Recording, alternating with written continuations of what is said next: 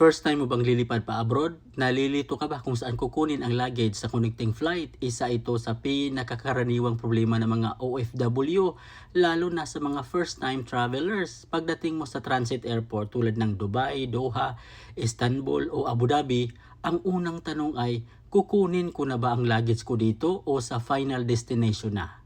Kung iisang booking ticket ang flight mo at naka-check through ang baggage, kadalasan ay sa final destination mo na ito kukunin ang malita.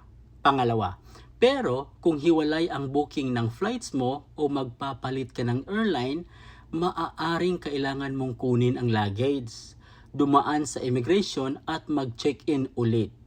Kaya bago ka umalis ng Pilipinas, itanong agad sa check-in counter, diretso po ba ang luggage ko hanggang final destination?